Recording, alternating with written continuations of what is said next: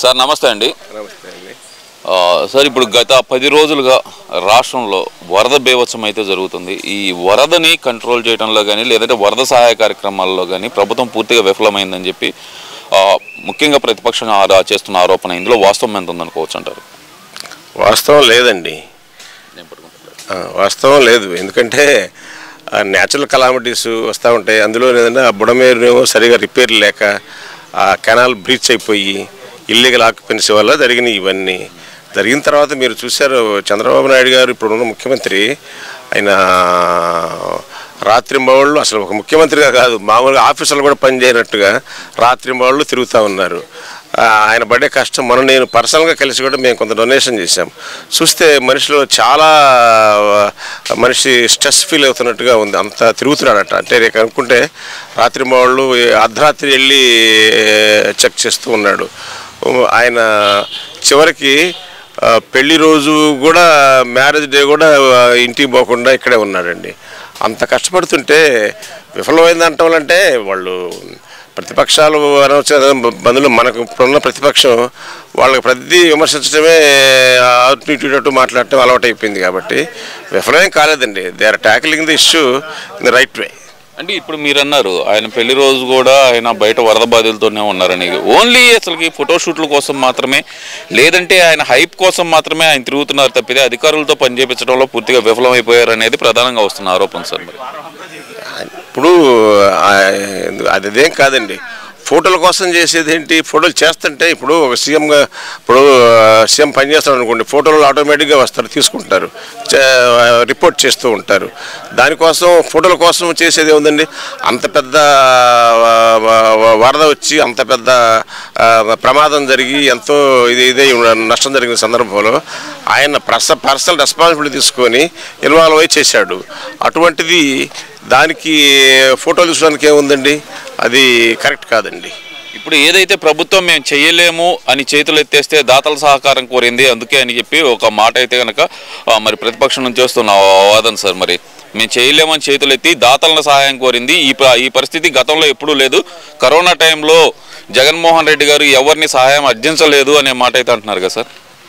అసలు దాతలు మీరు అడగక్కర్లా. ఇట్లనే జరిగినప్పుడు వాళ్ళ కంపెనీల వాళ్ళు పెద్ద పెద్ద కార్పొరేట్స్ వస్తూనే ఉంటాయి. కరోనా అప్పుడు రాలేదా? జగన్మోహన్ రెడ్డి గారు అప్పుడు రాలేదా ఏంటి? అంటే వాళ్ళు ఖర్చు పెట్టారా, ఏం చేశారో తర్వాత సంగతి. కరోనా అప్పుడు చాలామంది డొనేషన్స్ ఇచ్చారు. అయితే ఇప్పుడు ఎక్కువ రావచ్చు, అది ఏం అడగటం లేదండి. ఇప్పుడు నేనున్నాను, I have donate 2,55,000 out of my friends association.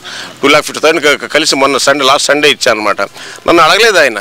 వాలంటరీగా నేను ఒక గ్రూప్ ఉంది కాబట్టి ఏదో ఒకటి చేద్దాం, మనకి వచ్చింది కాబట్టి మనం ఒక మానవ దొరకపోతే ఆదుకున్నాం. అట్లా కంపెనీస్ వస్తున్నాయి, సిఎస్ఆర్ ఫండ్స్ అని ఉంటాయి మీకు, కార్పొరేట్ సోషల్ రెస్పాన్సిబిలిటీ ఫండ్స్ అని చెప్పి. ఆ ఫండ్స్ ఇప్పుడు మీరు హెరిటేజ్ కానీ, లేకపోతే నేను అవంతి ఫీడ్స్ కానీ, లేకపోతే ఇంకా కొన్ని there are so many companies, వాళ్ళు ఇచ్చేదంతా కూడా ఏంటంటే సిఎస్ఆర్ ఫండ్స్ ఇస్తే మంచి మంచి కంపెనీ సంపాదించుకొని వాటి కొంత రెస్పాన్సిబిలిటీ కూడా ఉందండి. దాని ప్రకారం కూడా ఇస్తున్నారు, మంచి పని చేస్తున్నారు. అంతేగాని వాళ్ళు ఇచ్చేది గవర్నమెంట్ చెదిరెత్తడం కాదండి. పబ్లిక్ పార్టిసిపేషన్ లేకుండా, ప్రజలు ఇవ్వకుండా ఎక్కడి నుంచి వస్తాయి డబ్బులు? ఎవరైనా తీసుకోవాల్సింది. ఇక్కడ కాదు, ప్రపంచవ్యాప్తంగా ఏది జరిగినా కానీ ఈ కంపెనీలు కానీ ఇండివిజువల్స్ కానీ కోఆపరేట్ చేసి డొనేట్ చేస్తూనే ఉంటారండి. అది కరెక్ట్ కాదు. ఇప్పుడు యాక్చువల్గా చూస్తే కనుక మ్యాన్ మేడ్ ఫ్లడ్స్ అనేది ప్రధానంగా జగన్మోహన్ రెడ్డి చేస్తున్న ఆరోపణ సార్. ఇది చంద్రబాబు నాయుడు గారు ఇల్లు మునక్కుండా ఉండటానికి బుడమేరు గేట్లు ఎత్తడం వల్లే ఈ విస్ఫోటనం అనేది జరిగింది. ఇంత డ్యామేజ్ అయితే జరిగింది ఓన్లీ చంద్రబాబు నాయుడు వల్లే. ఇది నిన్న కూడా చెప్తున్నాడు సార్ ఆయన, అదే మాట. ఆయనకు అదే చెప్పడం, అబద్ధాలు చెప్పడమే కదా. బుడమేరు అనేది అది వాగండి, దానికి గేట్లు ఎక్కడున్నాయి? దానికి గేట్లు లేవు. గేట్లు ఆయన సరిగా రిపేర్ చేయకుండా ఇల్లీగల్ ఆక్యుపెన్సీ వచ్చేసి కెనాల్స్ బ్రీచ్ అయ్యి కొల్లేరుకు డైవర్ట్ చేసిన కెనాల్ బ్రీచ్ అయ్యి వచ్చి పడ్డాయి తప్పితే అది మ్యాన్ మేడ్ అనేది కూడా రాంగ్. మ్యాన్ మేడ్ ఏంటి? నేచురల్ కాబట్టి వరదలు ఏమన్నా మనుషులు తయారు చేసే వస్తాయా వరదలు? No, wrong. ఇప్పుడు అది ప్రజలు ఏంటంటే విద్యార్థులు అర్థం చేసుకోవాలి. వాళ్ళ ప్రతిభ ఆయన చెప్పేది అన్నీ రాంగులే. నిన్న అన్నాడు చూసారా, ఏంటంటే మా వాళ్ళని ఏదో అంటేను మా వాళ్ళు పోయి రాళ్ళు వేశారంటారు. అంటే నువ్వు చట్టాన్ని మీరు చేతిలో తీసుకుంటారా? వాళ్ళు అన్నారా అనలేదు తర్వాత సంగతి. మీరు పోయి ఆఫీస్ మీద పడగొట్టి అందుకే మా వాళ్ళు పడగొట్టారంటారు. ఎంతవరకు కరెక్ట్ అండి? అక్కడ ధర్నా చేయడానికి మాత్రమే వెళ్ళారు అంటున్నారు కదా సార్. ఆయన ఏమైనా చెబుతాడు ధర్నా చేయడానికి అని చెప్పి అందరికీ తెలుసు. ధర్నా చేయడానికి పోయారు వాళ్ళు, కత్తులు కటాలు తీసుకొని పోయారు. ధర్నా చేసేవాళ్ళు ఆయుధాలు తీసుకొని పోతారా? You tell me. అంటే ఇక్కడ దాని గురించి కాసేపు పక్కన పెడితే కనుక నిన్న గుంటూరులో జగన్మోహన్ రెడ్డి పర్యటన ఎలా చూడాలి సార్? ఒక సంవత్సరంలో మళ్ళీ నేను తిరిగి వస్తాను, వీళ్ళందరూ అంత తేలుస్తాను అంటున్నాడు కదా సార్. అది ఒక పార్సులాగా ఉందండి. ఆయన అట్లా ఇంకా పదే పదే వచ్చేస్తే వాళ్ళ కార్యకర్తలకు కూడా ఆయన ఫాలోవర్స్ కూడా అర్థమవుతుంది.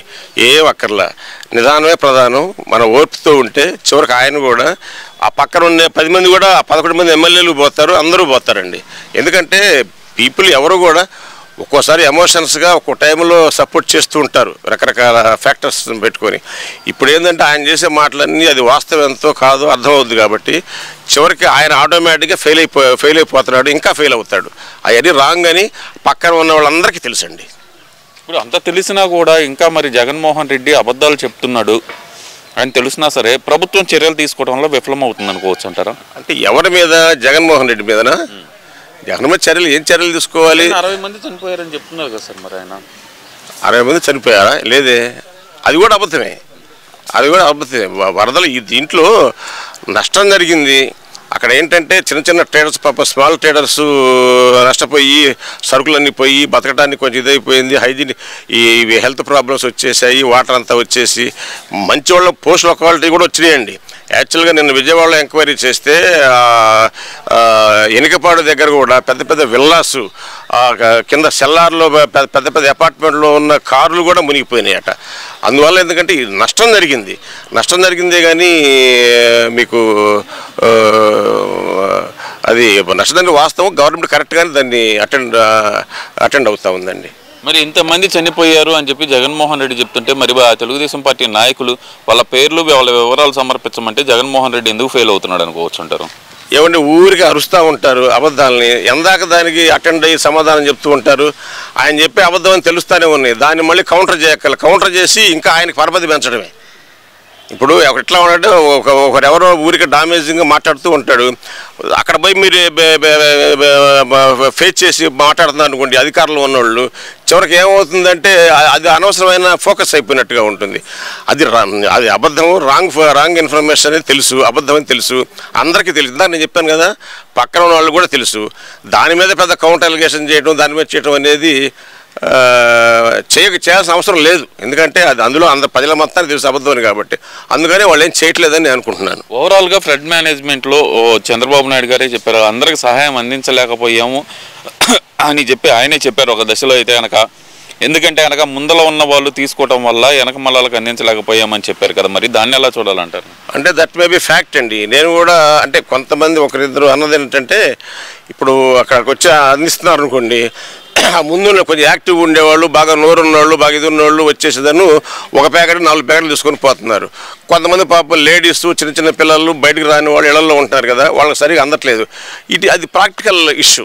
అది అట్లా జరుగుతున్నాయి. కానీ అందుకని ఆయన కూడా అలా ఉండొచ్చు. ఎందుకంటే మొత్తానికి జరుగుతుందా లేదా అనే ఉద్దేశంతో ప్రాక్టికల్గా ఉండొచ్చు. కానీ but government is doing well. Okay sir, thank you.